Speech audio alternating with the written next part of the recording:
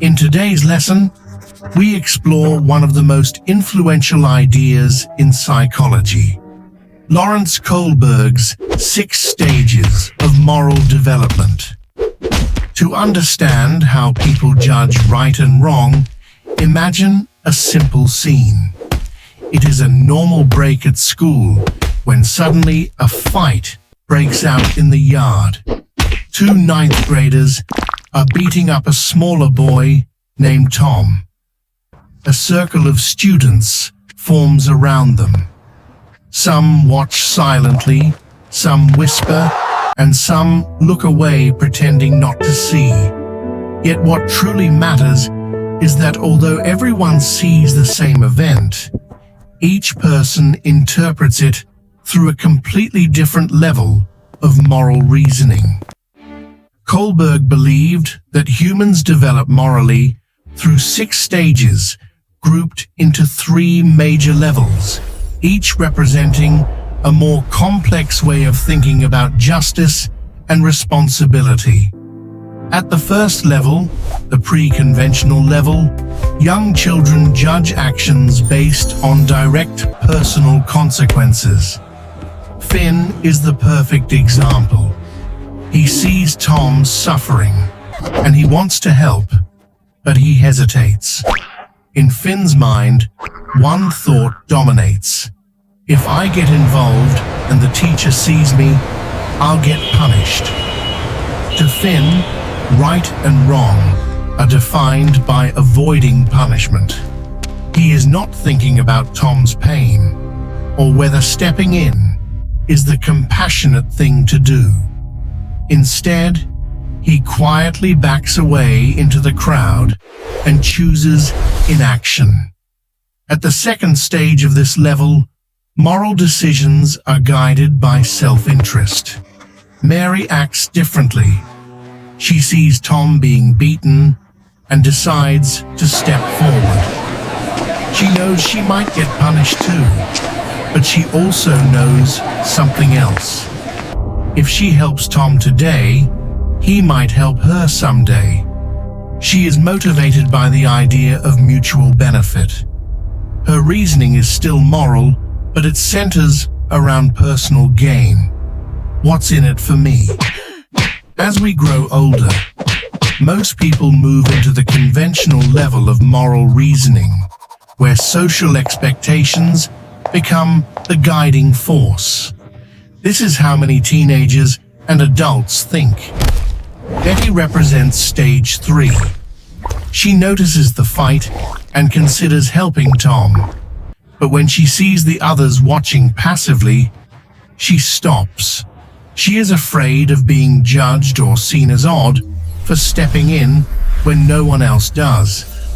She wants to be accepted, to be seen as a good girl who fits in with the group. For Betty, morality is defined by social approval. Right and wrong depend on how others see her. When the teacher arrives, we see stage 4, the morality of authority, duty, and social order. The teacher wastes no time.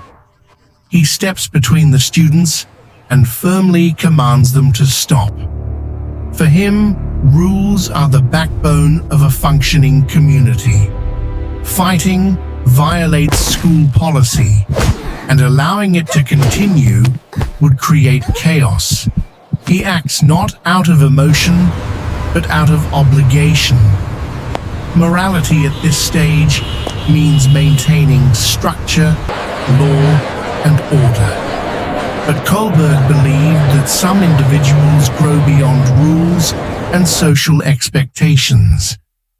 At the post-conventional level, people begin questioning the deeper purpose behind rules, fairness, and the universal principles that should guide human behavior.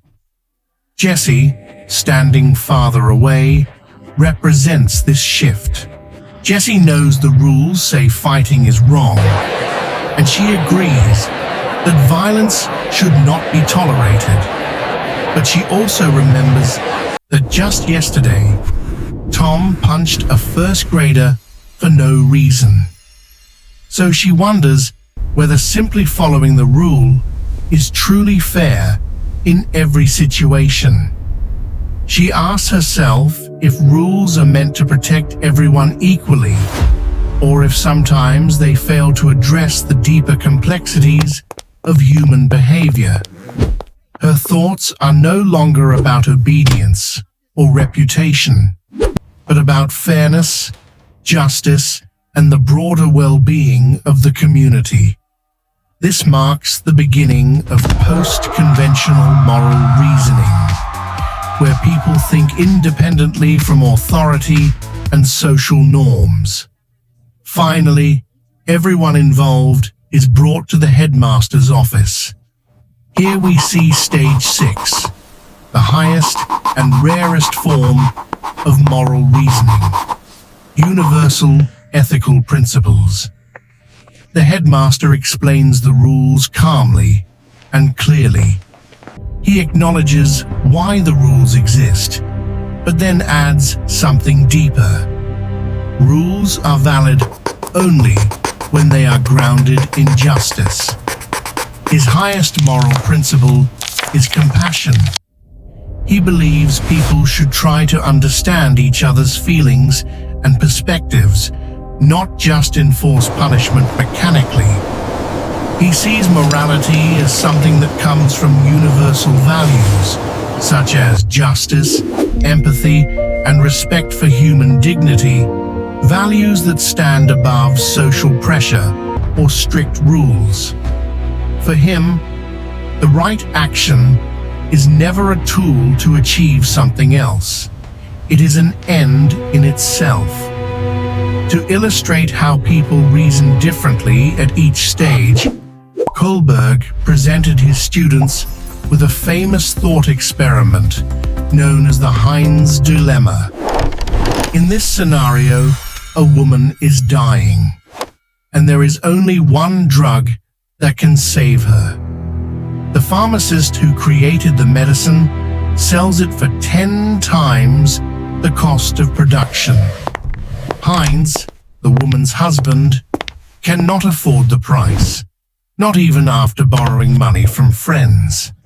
He begs the pharmacist to lower the cost or let him pay later, but the pharmacist refuses. Desperate to save his wife's life, Heinz breaks into the pharmacy and steals the medicine. The important question is not simply, was Heinz right or wrong? The real question is, why? Your reasoning reveals the stage of moral thinking you are using. A person at stage 1 might say, stealing is bad because he could get punished.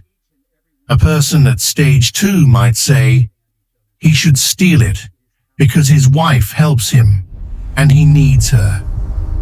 At stage 3, someone might think, a good husband should protect his wife. At stage 4, one might argue that Heinz should not steal because laws exist to maintain order. At stage 5, someone could say, saving a life is more important than a rigid law.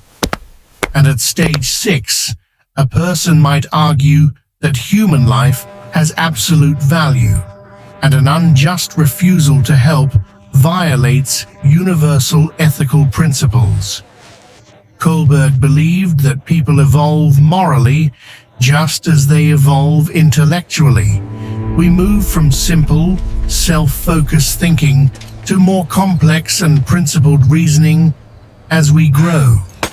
Some people remain guided primarily by fear or self-interest. Others become driven by social expectations and rules. And a smaller group reaches the point where their decisions are based on deep moral principles that apply to all people equally. Our moral development is never finished. Each choice we make, whether small or significant, reveals the stage we are currently living in. And with every decision, we have the opportunity to grow into a more compassionate, thoughtful, and principled version of ourselves.